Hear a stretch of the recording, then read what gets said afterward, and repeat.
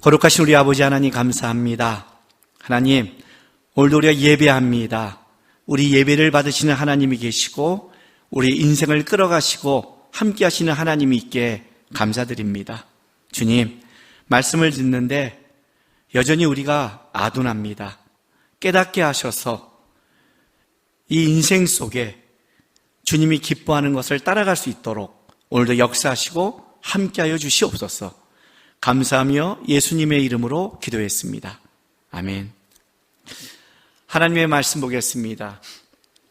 하나님의 말씀 창세기 49장 29절부터 50장 14절까지 좀 본문이 길지만 제가 쭉 봉독하겠습니다. 그가 그들에게 명하여 이르되 내가 내 조상들에게로 돌아가리니 나를 햇사람 에브론의 밭에 있는 굴에 우리 선조와 함께 장사하라. 이 굴은 가나안 땅 마므레 앞 막벨라 밭에 있는 것이라. 아브라함이 햇사람 에브론에게서 밭과 함께 사서 그의 매장지를 삼았으므로 아브라함과 그의 아내 사라가 거기 장사되었고 이삭과 그의 아내 리브가도 거기 장사되었으며 나도 레아를 그곳에 장사하였노라. 이 밭과 거기 있는 굴은 햇사람에게서 산 것이라. 야곱이 아들에게 명하기를 마치고 그 발을 침상에 모으고 숨을 거두니 그의 백성에게로 돌아갔더라. 요셉이 그의 아버지 얼굴을 구부려 울며 입맞추고 그 수정도는 의원에게 명하여 아버지의 몸을 향으로 처리하게 하며 의원이 이스라엘에게 그대로 하되 40일이 걸렸으니 향으로 처리하는 데는 이 날수가 걸림이며 애굽 사람들은 70일 동안 그를 위하여 곡하였더라.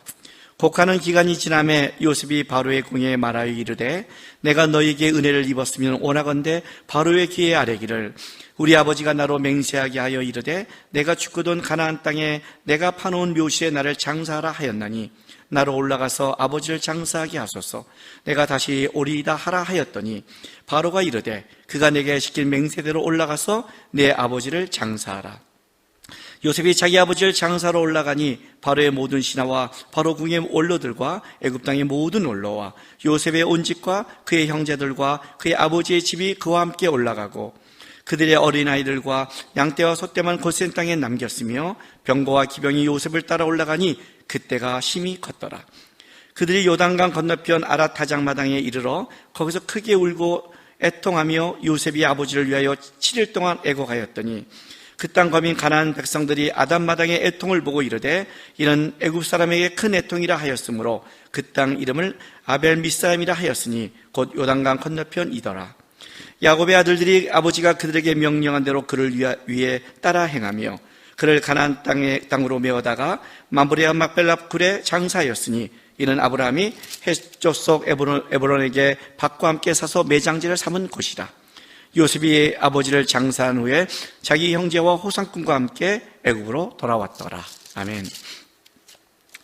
창세기 이제 50장 거의 우리가 끝을 보게 됩니다. 창세기 50장 이 끝은 오늘 우리가 알다시피 야곱의 죽음이 나오고 이제 그 마지막 맨 마지막은 요셉의 죽음이 나오는 겁니다.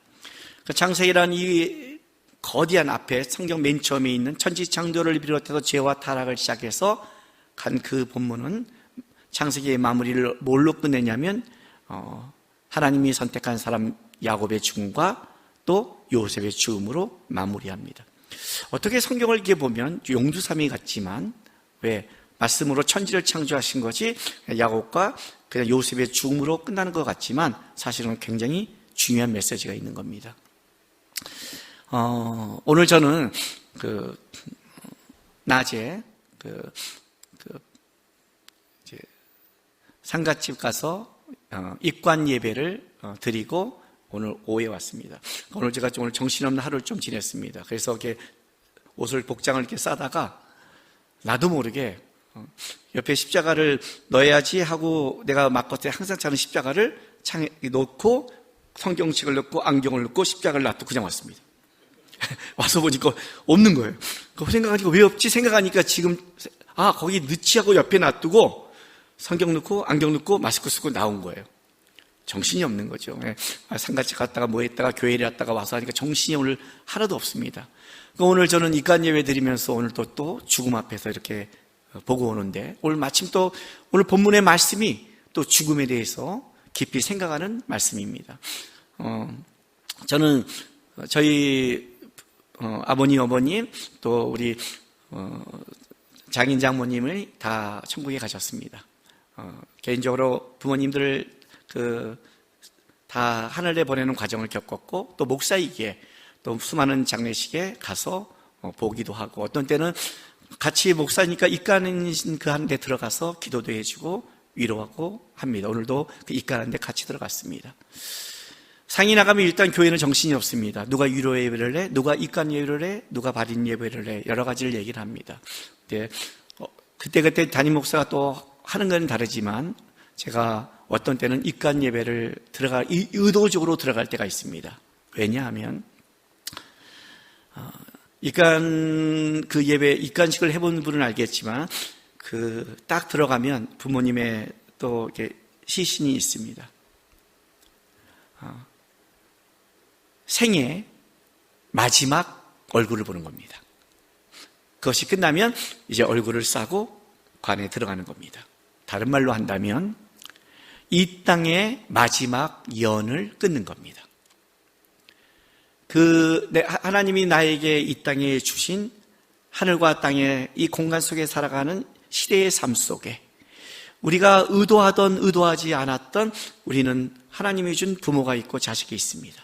어떤 사람은 끔찍한 부모일 수 있고 어떤 사람은 존경하는 부모일 수 있을지 모르겠지만 이 땅에 연을 맺게 살아갑니다. 그러나 좋든 나쁘든 이제 이 땅에서 마지막으로 보는 연이 입관입니다. 그리고 얼굴을 가리며 땅으로 가는 과정을 그때부터 본격적으로 가는 겁니다. 세상에서 우리가 하나님 나라 갈 때 모든 걸 다 가져갈 게 없습니다. 모든 걸 다 내려놔야 됩니다. 그게 죽음입니다. 그러니까 죽음 앞에 서면 우리는 뭘 외우냐면 이 땅의 것이 얼마나 부질없는 것인가, 이 땅에 내가 쌓은 업적과 내가 이 땅에 한이고 내가 이 땅에 억울하다는 것조차도 얼마나 쓸모없는가를 깨닫게 됩니다. 그리고 나서 하나님 앞에 서는 과정을 가는 겁니다.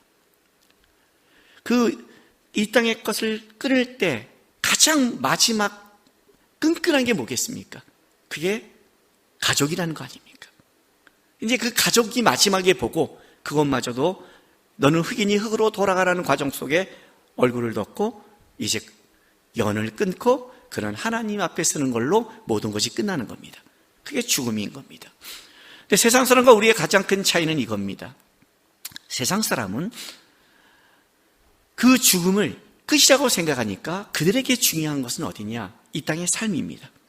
적어도 이 땅에서 내가 어떤 업적을 누리고 어떻게 행복했냐가 그나마 그래도 그 사람은 잘 살았어, 호상이야 이렇게 말합니다.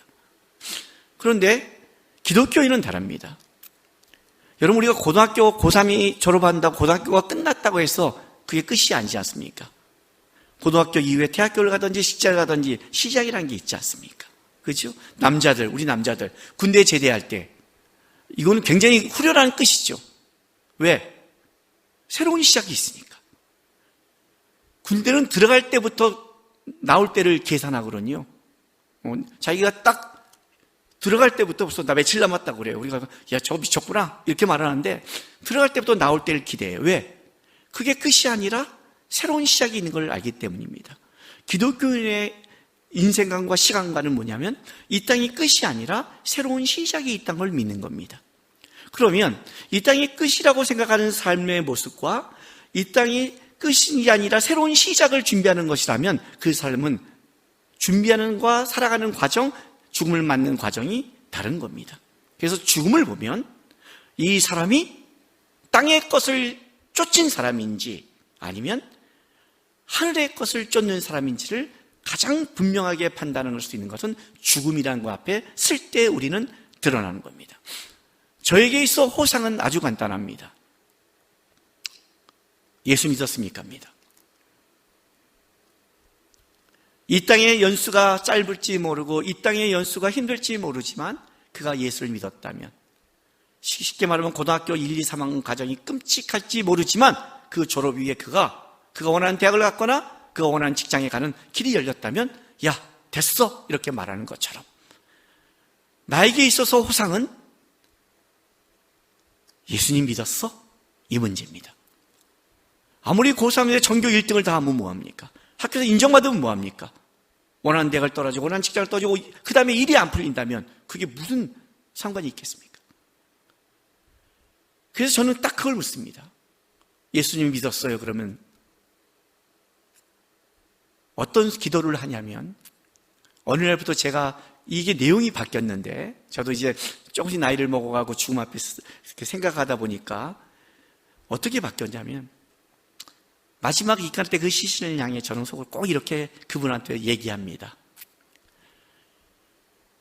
수고하셨습니다. 참 고단한 인생길 수고하며 참 힘들게 잘 오셨습니다. 라고 말합니다. 우리의 인생길이 다 고단하거든요. 이 땅을 살아가는 인생이 만만치 않거든요. 가끔 예수님 믿고 이렇게 돌아가시는 분에서 자녀들이 막 너무 힘들어하는 걸 보면 제가 이렇게 말합니다. 너가 불쌍해. 벌써 예수님 믿고 그분은 벌써 하나님 품에서 안식과 평안과 위로를 받고 있어. 그분 보기엔 네가 불쌍해. 우리는 착각을 하고 있는 거예요. 예수를 믿는다는 것은요, 본질적으로 죽음을 생각하고 살라는 뜻입니다. 왜? 그걸 보고 종말론적 신앙이라고 말하는 겁니다. 내가 예수를 믿고 눈이 열렸습니다가 뭔지 아십니까? 하나님이 계십니다. 천국이 있습니다. 이 땅에 죄악된 땅이 있습니다. 나는 하나님 앞에 섭니다. 심판을 받습니다. 이 땅을 어떻게 살아야 될지 이제 알았습니다. 이 말을 한마디로 종말론적 신앙인데, 종말론적 신앙은 뭐가 전제냐면 죽음이 전제입니다. 이 땅이 끝나는 게 전제입니다. 예수를 믿었는데 죽음을 생각하지 않는다? 예수를 믿는데 세상의 멸망을 생각하지 않는다? 이상한 사람입니다. 그건 이상한 생각이에요. 그건 잘못된 신앙입니다, 여러분. 예수님께서 부활하고 승천하시면서 뭐라고 그랬습니까? 내 아버지 집에 거할 곳이 많도다 그러잖아요. 그걸 왜 내가 왔노라? 내가 그 너희를 부른다고 그러잖아요. 주님이 천국 간 이유가 뭔데요? 우리를 부르기 위해서 갔는데요. 우리는 주님을 지금 생각하고 주님을 기대하고 살아가는데요. 사도 바울의 말처럼 그날에는 얼굴과 얼굴을 맞대며 기대하고 살아가는데요. 이 땅이 힘들어도 내가 버틸 수 있는 것은 그날의 주님을 만나는 현재 고난은 장차 나타날 영광의 족구 비교할 수 없다는 걸 꿈꾸고 살아가기 때문에 가는 건데요. 기독교인이야말로 누구보다 죽음을 생각하는 겁니다. 근데 그 죽음을 어떻게 맞느냐? 바로 끝이 아니라 새로운 시작을 알기에 그 죽음마저도 멋진 겁니다. 오늘 야곱의 삶 속에 야곱이 마지막에 죽으면서 이혼한 것과 야곱의 장례식을 성경이 이렇게 기록한 이유가 있습니다. 왜 이 장례식을 기록할까요? 왜 나중에 요셉의 장례식을 기억할까요? 죽음은 끝이 아니니까. 죽음이 끝이라면 죽은 걸로 그걸로 끝나야 되는 겁니다. 살아있을 때 모든 상황을 설명해야 되는데 요셉의 살아가는 목적은 이 땅에 사는 게 목적이 아니었습니다. 그는 하나님의 나라에 축복받는 게 목적이었습니다. 야곱의 삶은 변함이 없습니다. 저는 그런 면에서 야곱의 삶이 존경스러운 겁니다.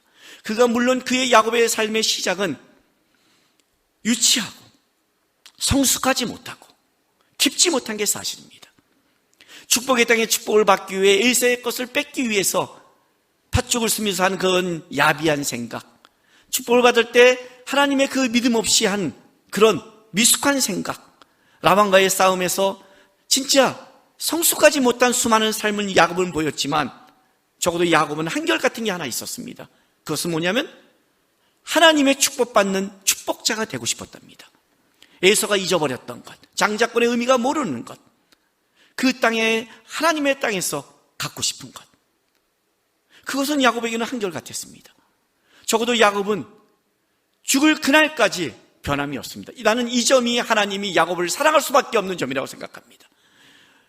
우리는 하루하루를 살 때 항상 새로운 날을 맞이합니다. 다른 말로 할게요. 우리는 재방송을 살지 않습니다. 우리는 항상 하루하루가 새로운 날이고 하루하루가 새롭게 살아가는 날입니다. 그러니 어떻게 돼요? 하루에 어떤 일이 벌어지지 못하니 우리는 실수할 수 있고 시행착오를 겪을 수 있습니다. 위기를 맞을 때도 있습니다. 그리고 그 속에 얼마나 자기의 이익에 따라 많이 변하는지 모릅니다. 그러나 적어도 야곱은 한 가지 한결같은 게 있었습니다. 그것은 뭐냐? 그가 하나님을, 나라를 바라는 하나님 앞에 축복받는 삶을 살아가는 것, 그것은 야곱의 한결같은 소망입니다.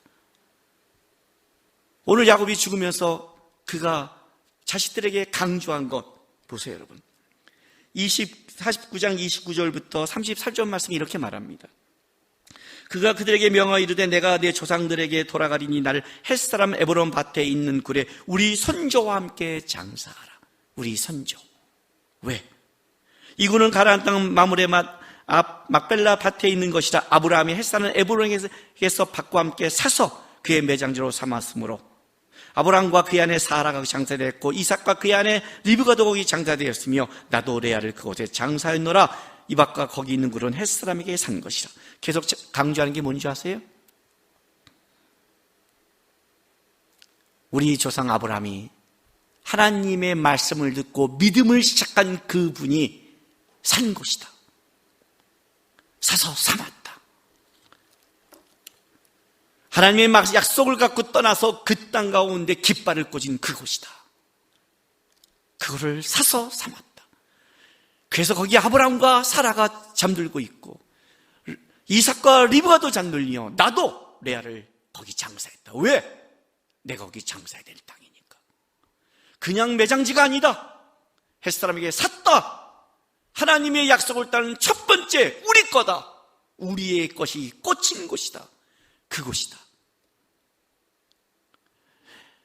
애굽 땅에서 만약에 지금 야곱이 장사하면 어떨까요?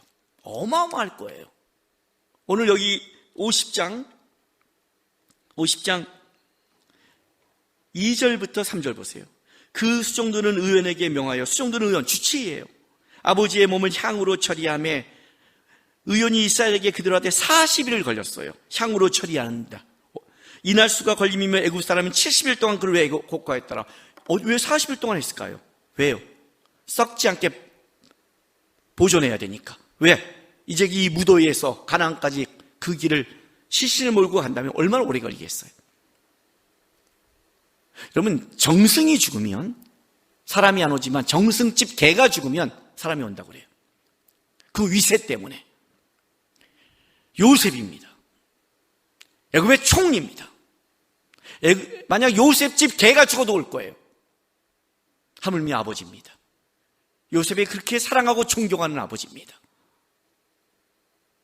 어마어마하죠. 애굽에 만약 시신을 묻는다면 막벨라 굴 정도 되겠습니까, 여러분? 예? 웬만한 피라미드를 해도 했을 겁니다. 그 당시에 요셉의 위세는 바로도 못 끌 정도의 위세입니다. 따지기로 한다면 굳이 거기까지 가야겠습니까? 그 하찮은 곳에? 아니요. 야곱은 이렇게 말합니다. 야, 죽었는데 시신인데 어디 묻히면 어떠니? 아니요. 아브라함이 묻힌 것, 이삭이 묻힌 것, 내가 묻힐 것, 하나님이 약속한 그 땅, 우리가 산 땅, 우리 선조들이 믿음으로 머문 땅, 아브라함과 이삭과 같이 거기에 묻힌다는 것은 나는 그들의 믿음 가운데 같이 동참하겠다는 고백. 멋진 집과 멋진 무덤, 세상적인 휘황찬란한 것이 중요한 게 아니라 야곱이 꿈꿨던 것, 그 축복의 땅. 비록 하나님의 말씀으로 내가 애굽에 와서 죽을 수밖에 없지만 내가 묻히고 내가 있어야 될 곳은 이곳이 아니라는 바로 그곳. 죽음은 시신이 뭘 이렇게 중요하다고 그럴까요? 야곱의 소망입니다. 다른 말로 할까요? 야곱의 꿈입니다. 여러분은 어디에 있고 싶습니까? 이걸 다른 표현으로 한다면 아까 제가 말한 사도 바울의 고백과 같은 겁니다. 지금은 내가 거울로 보는 같이 힘이 나는 그날에 얼굴과 얼굴을 맞대어 볼 것이요. 그리스도의 소망은 뭡니까? 하나님, 이 땅에 내가 아무리 끔찍하고 개떡같이 산다 할지라도 나는 그날에 우리 주님 얼굴 보며 기쁨으로 맞겠습니다. 소망이 거기 있는 거예요. 그곳. 한결같은 야곱. 하나님이 사랑할 수밖에 없는 이 마음. 야곱의 인생이 얼마나 험난했습니까? 그러나 그가 마지막에 그렇게 맹세시고 다짐한 건 아주 간단한 겁니다. 약속의 땅이다. 내 선조들과 믿음이 같이 있는 곳이다. 그가 꿈꾸던 것, 그가 바라던 것, 신약시대의 모든 사도들과 모든 믿음의 선지들이 바라던 것도 주 예수에 어서 오시옵소서. 우리는 하나님의 나라를 꿈꿉니다. 한결같은 믿음이었어요. 그게 성도의 삶의 목적이자 방향이자 삶이 되는 것입니다. 그게 바로 야곱이 얘기하는 겁니다. 근데 이 야곱의 꿈이 뭘 만들어낸 줄 아세요? 야곱이 왜 또 거기 꼭 자식들이 걷다 묻으라 할까요? 나중이라도 여기서 가는 게 아니라 왜 꼭 그렇게 했을까요? 야곱이 자식들에게 끝까지 남기고 싶은 메시지가 있는 겁니다. 이 야곱의 유언에 따라, 자, 50장 4절 보세요. 곡하는 기간이 끝나면 요셉이 바로의 궁에 말하 이르되 내가 너에게 은혜를 입었으면 원하건대 바로의 귀에 아뢰기를 우리 아버지가 나로 맹세하게 하여 이르되 내가 죽거든 가나안 땅에 내가 파놓은 묘실에 나를 장사하라 하였나니 나로 올라가서 아버지를 장사하게 하소서 내가 다시 오리이다 하라 하였더니 바로가 이르되 그가 내게 시킨 맹세대로 올라가서 내 아버지께 장사하라. 흔쾌히 허락했어요. 여러분, 이거 굉장히 본문은 쉽지만 상황은 쉽지 않습니다. 야곱이 줄기차게 아마 이거를 강조했기 때문에 바로도 알았고 백성도 알았을 겁니다. 줄기차게.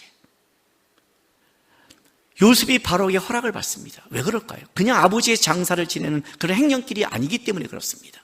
자, 여기를 가는 장사로 가는데 얼마나 많은 사람이 가나 보세요. 7절부터 9절 보세요. 요셉이 자기 아버지를 장사로 올라가니 바로의 모든 신하와 바로 궁의 원로들과 애굽 땅의 모든 원로와, 보이세요? 바로의 모든 신하, 바로 궁의 원로, 애굽 땅의 모든 원로. 그리고 8절에 당연히 요셉의 온 집과 그의 형제들과 그의 아버지의 집이 그와 함께 올라가고 그들의 어린아이가 양떼와 소떼와 고생탱에 남겼으며 9절 병거와 기병이 요셉을 올라가니 그때가 심히 컸더라. 기병, 지금은 전차입니다. 최고의 무기죠. 그들이 같이 가는 겁니다. 의하고 힘이 많아요. 이게 어떤 건지 아십니까? 사무엘하 15장 7절부터 11절 보겠습니다. 사무엘하 15장 7절부터 11절, 압살론이 다윗에게 반역하는 장면입니다. 자, 7절부터 4년 만에 압살론이 왕께 아뢰되 내가 여호와께 서원한 것이 있사오니 청하건대 내가 헤브론에 가서 그 서원을 이루게 하소서. 당신의 종이 아람 구술에 있을 때 서원하기를 만일 여호와께서 반드시 나를 예루살렘에 돌아오게 하시면 내가 여호와를 섬기려 하였나이다. 왕이 그에게 이르되 평안히 가라 하니 그가 일어나 헤브론으로 가니라. 그런데 가는 게 중요한 게 아니라 10절부터 이에 압살론이 정탐을 이스라엘의 모든 집밖 가운데 들어보내 이르기를 너희는 나팔 소리를 듣거든 곧 말하기를 압살론이 헤브론에서 왕이 되었다 하라리니 그때 청함을 받은 200명이 압살론과 함께 예루살렘에서 헤브론까지 내려갔으니 그들은 압살론이 꾸민 그 모든 알지 못하고 그저 따라가기만 하였더라. 왜요? 원로들과 이들이 합세함으로 뭐가 가시적으로 드러났냐면 모든 원로들이 압살론을 왕으로 선정했다는 것을 드러내버린 거예요. 단순한 사건이 아니에요, 여러분. 만약에 요셉이 나갔다가 이 기병과 보병을 데리고 들어오면 애굽은 황제가 바뀝니다. 애굽을 끌어갈 모든 원로들 대신들이 다 따라왔습니다. 만약 반역자는 다 죽여버리면 되고 바로에게는 없는 겁니다. 이건 보내기가 굉장히 어려운 겁니다.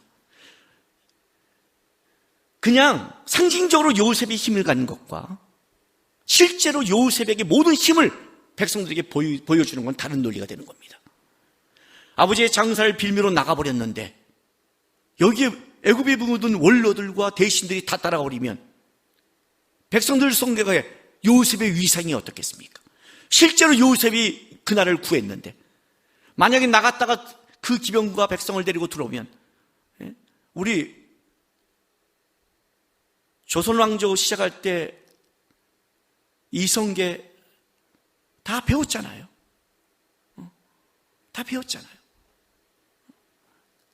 로마의 카이사, 그것도 다 배웠잖아요. 나갔더니 군력이 들어온다는 게 어떤 건지를 알잖아요. 시저가 그 군대를 갖고 돌아올 때, 밖에서 군대를 갖고 돌아온다는 것은 안을 박살낼 수 있다는 뜻이잖아요. 요셉이 나갔다는 게 어떤 겁니까? 그런데 바로가 흔쾌히 얘기를 해요. 이게 무슨 말인지 아세요? 바로의 생각에 요셉이 황제를 가졌다면 벌써 단짓했을 거예요. 요셉이 얼마나 그 나라 속에 하나님이 맡은 일을 잘 감당했지만 땅의 것에 얼마나 철저하게 욕심이 없는지를 바로와 모든 신하가 입증할 만큼 그렇게 사랑한 거예요. 그들이 가는 거예요. 근데 쫙 가요.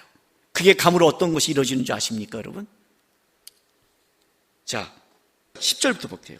그들이 요단강 건너편 아닷 타작마당에 이르러 거기서 크게 울며 애통하며 요셉이 아버지를 위하여 7일 동안 애곡하였더니 그 땅 거민 가나안 백성들이 아닷 마당에 애통을 보며 이르되 이는 애굽 사람의 큰 애통이라 하였으므로 그 땅 이름을 아벨 미스라임이라 하였으니 곧 요단강 건너편이더라.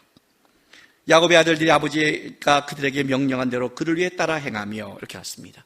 아벨 미스라임, 미스라임은 애굽이고 아벨은 슬픔 애통이니까 애굽 사람에게 큰 슬픔, 애통이란 뜻입니다.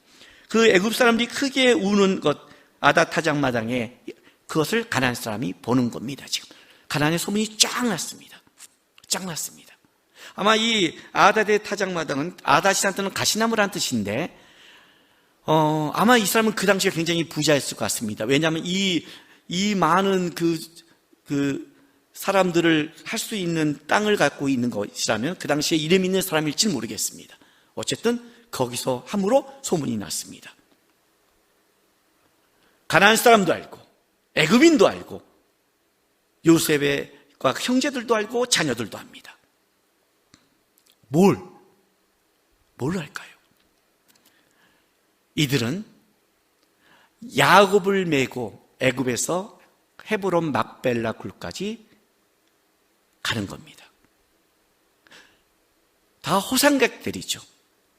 다 조문객들이죠. 거기에 애굽의 원로들도 가고 군인들도 가고 많은 사람이 가는 겁니다.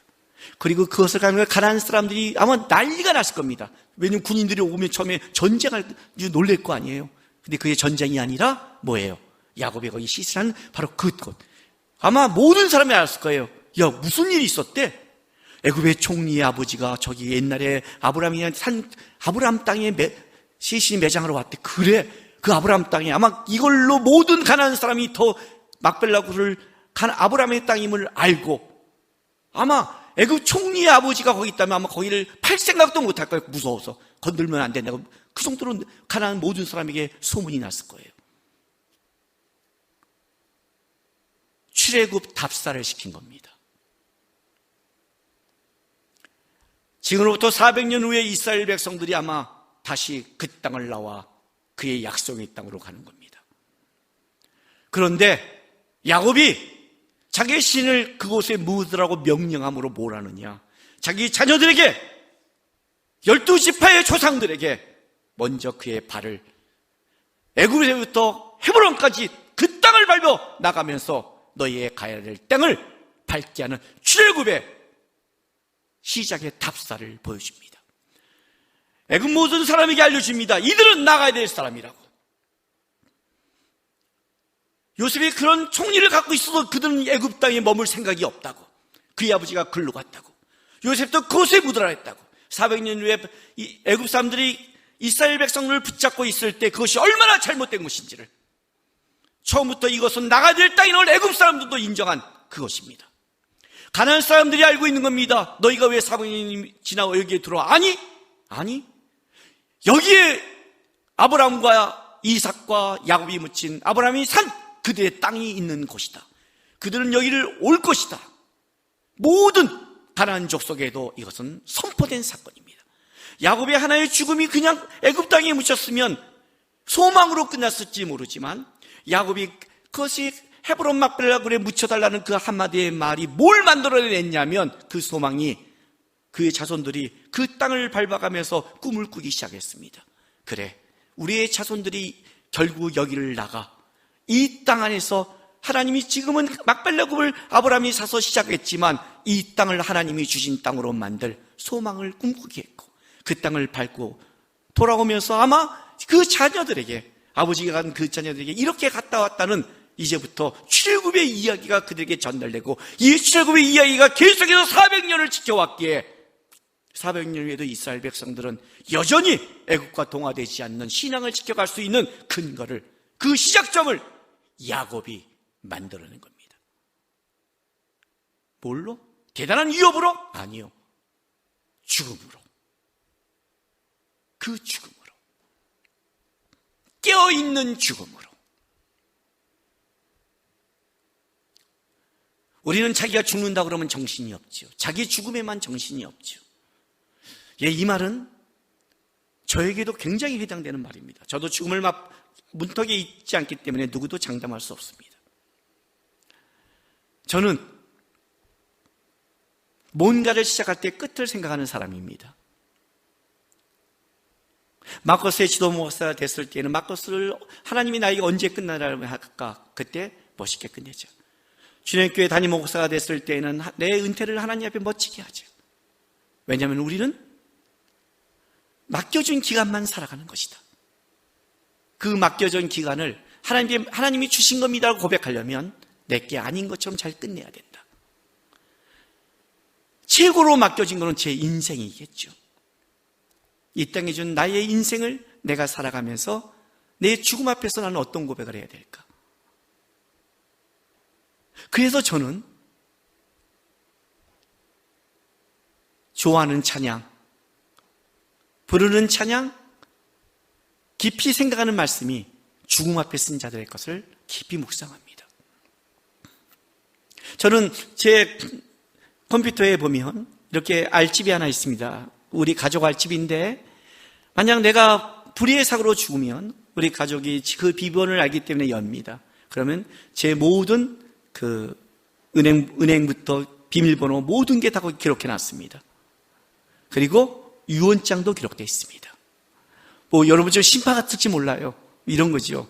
이 글을 볼 때는 아빠는 하나님 품에 있을 것이다. 요즘은 제가 글로 쓴 거를 좀 바꾸려고 합니다. 영상으로 좀 바꿀까 해요.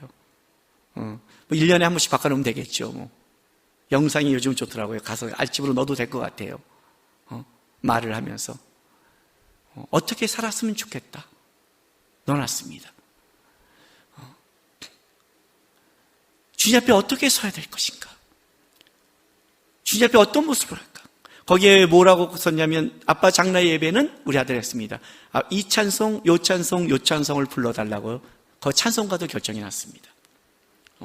왜냐하면 제가 평상시에 이렇게 부르다가 저 너무 하는 찬양을 그때는 아마 그 찬양을 불러주면 감사할 그런 찬양들 제가 적어놨습니다. 다. 왜 이런 걸 적냐면요. 그런 거를 정리하고 적어놓으면 뭐가 되냐면 나도 모르게 내가 주님 앞에 섰을 때 어떻게 서야 될지를 나를 보게 되기 때문에 그렇습니다. 나를 내가 보니까. 우리는 깨어있지 않으면 땅의 것에 휩쓸리고 땅의 것에 붙잡혀 사는 사람들입니다. 우리는 본질적으로 땅에 익숙한 사람이며 죄에 익숙한 사람입니다. 우리는 하나님을 생각해야 되고 하나님에서 죽음을 묵상해야 됩니다. 여러분, 두려워하라는 게 아닙니다. 두려워할 것은 죽음이 아니라 하나님 앞에 쓰는 걸 두려워해야죠. 하나님 앞에 쓸 거를.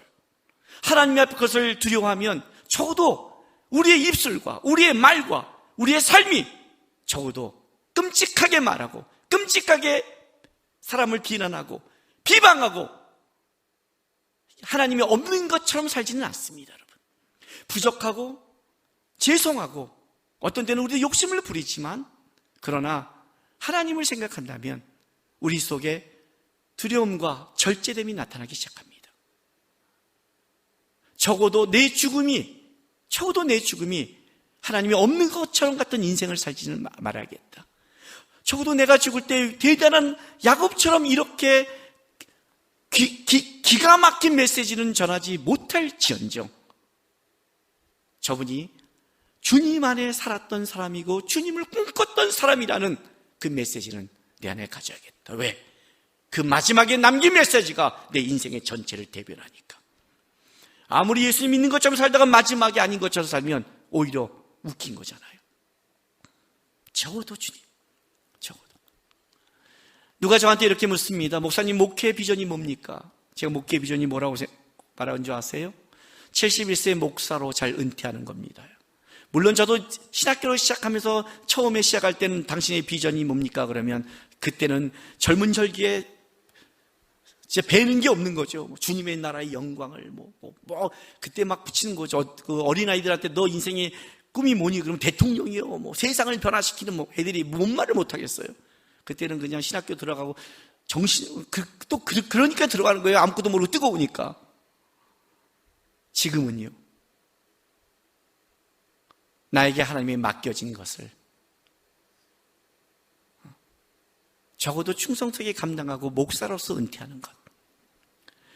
착하고 충성된 종아. 이 말이 얼마나 어렵다는 걸 알아요. 주님을 믿고 따라가는 사람이 그래서 그 말이 느낌이 와요. 주님, 마태복음 7장에 주님 앞에 섰을 때 내가 주의 이름으로 귀신을 쫓았습니다. 내가 주의 이름으로 권능을 행했습니다. 내가 주의 이름으로, 그게 얼마나 생각 없이 산 사람의 말인가를 주님 앞에 섰을 때, 그 거룩하고 위험 있는 주님 앞에 섰을 때 과연 누가 내가 했습니다라고 말할 수 있을까요? 그건 철이 없는 거죠. 주님이 착하고 충성된 종아, 이 말 한마디가 주님, 내가 대단한 업적은 남기지 못해도 야곱처럼 한결같이 주의 나라를 꿈꿨습니다. 그래, 착하고 충성된 종아. 이 말이 얼마나 위대한 말인 걸 알게 됩니다. 나의 즐거움에 참여할지라. 거기에 가장 큰 몸은 주님이 자기 즐거움에 참여시키는 겁니다. 그게 상입니다, 여러분. 몇 배, 몇백 배가 아니라 주의 나라의 즐거움에 초청받는 자격을 가진 자. 그게 얼마나 큰 복이겠습니까? 야곱이 왜 아름답냐면 그의 생은 고생으로 점철됐는데 그의 죽음을 넘어서서 그의 자녀들에게 죽음을 답사시키며 400명을 끌어갈 메시지를 전해주고 애굽에서 나갈 메시지와 소망을 남겨준 가장 아름다운 죽음, 가장 아름다운 메시지, 그걸 야곱이 전한 겁니다. 여러분, 지금 우리가 살아가는 데 있어서 얼마나 어렵고 힘들고 고단스러움 때문에 포기하지 마십시오. 야곱만큼 고단한 자가, 야곱만큼 힘든 자가 몇 명 되겠습니까? 부모, 형제, 장인, 아내, 자식까지 야곱은 끔찍하게 살아갔습니다. 그러나 그 고단함 속에 야곱이 남긴 것은 가장 아름다운 죽을 때까지의 메시지라는 걸 기억하면서 지금의 고단함 속에, 세상 속에 낙담하지 마시고, 주님, 제 삶의 흔적이 야곱처럼 미성숙할 때도 있을지 모르지만 저는 항상 주님의 나라를 바라봤습니다.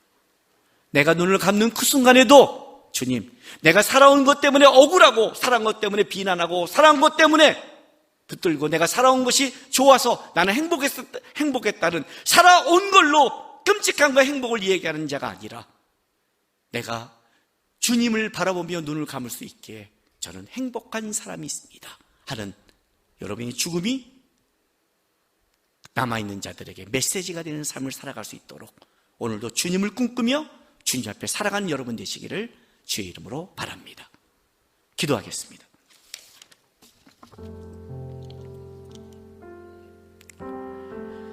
주님, 현재 내 눈이 묶이지 않게 도와주십시오. 지금 고단하다고 불평하고 묶이고, 지금 편하다고 나태해서 현실에 묶이는 자가 아니라 이 다음에 주님 앞에 설 날을 생각하면서 내가 어떻게 내 삶을 끝까지 하나님 앞에 살아가야 되는가, 평생 주님을 놓치지 않고 살아가는 신앙인 되게 해달라고 우리 지금 다 같이 기도하며 나가겠습니다. 기도하겠습니다. 할렐루야. 아버지 하나님 감사합니다.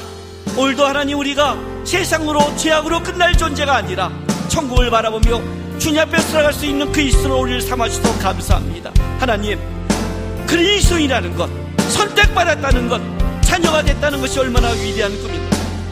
야곱이 그렇게 받고 싶었던 선택받은 백성, 야곱이 그렇게 얻고 싶은 축복받은 백성, 우리가 예수의 이름으로 그 축복을 얻었고 예수의 이름으로 우리가 그 자녀의 행복을 얻었습니다. 아버지 하나님, 이 땅이 다가 아니라 이제 주님 앞에 설 날을 기대하면서 세상 사람과 다르게 오늘을 살아내고 또 내일 우리 주님 앞에 설 때 기쁨과 감격으로 살아갈 수 있도록, 우리의 연수가 언제 되고 우리의 눈이 언제 감길지 모르지만 하루하루를 주님 앞에 살고 한결같이 야곱처럼 주님 바라보며 살다가 주님 앞에 기쁨으로 만날 수 있도록, 나의 꿈과 내 소망은 땅이 아니라 주님 만날 그날을 꿈꾸며 전파하며 소망하며 살아가는 우리 그리스도인 될 수 있도록 인도하시고 도와주시옵소서. 오늘 살아내게 도와주시며 아무리 끔찍해도 주님 앞에 설 날을 기대하며 오늘 이겨낼 수 있도록 인도하여 주시옵소서.